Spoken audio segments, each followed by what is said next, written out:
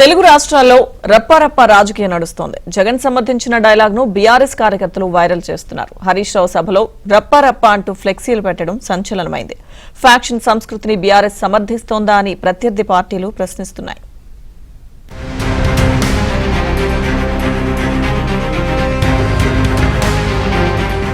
AP politics లో రప్పారప్ప trending word. Scene cut చేస్తే పొరుగు రాష్ట్రం తెలంగాణలోనూ హల్చల్ చేస్తోంది.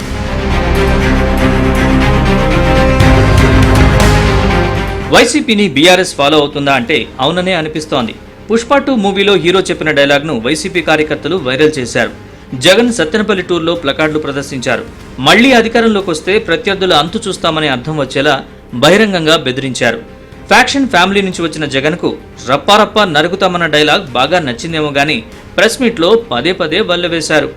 అంతేకాదు టీడీపీ వాళ్లను నరికితే తప్పేంటంటూ నిస్సిగ్గుగా సమర్థించారు.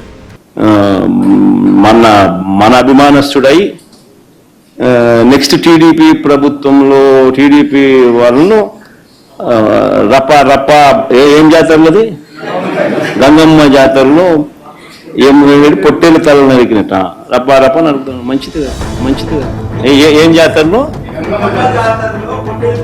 మళ్ళీ గంగమ్మ జాతరలో పొట్టేళ్ల తలకాయలు కోసినట్టు రప్ప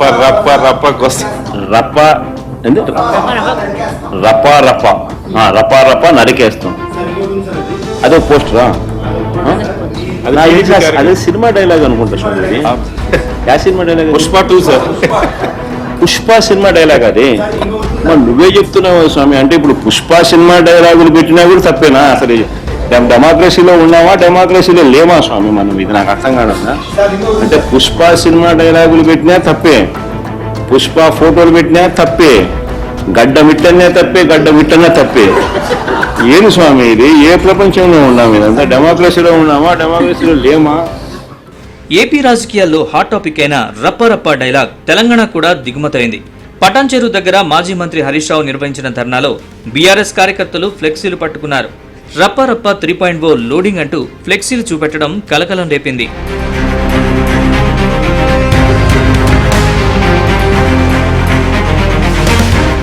ఏపీలో ఇలాంటి పాలిటిక్స్ కొత్తేమీ కాదు, కానీ తెలంగాణలో మాత్రం ఎవరూ ప్రోత్సహించారు.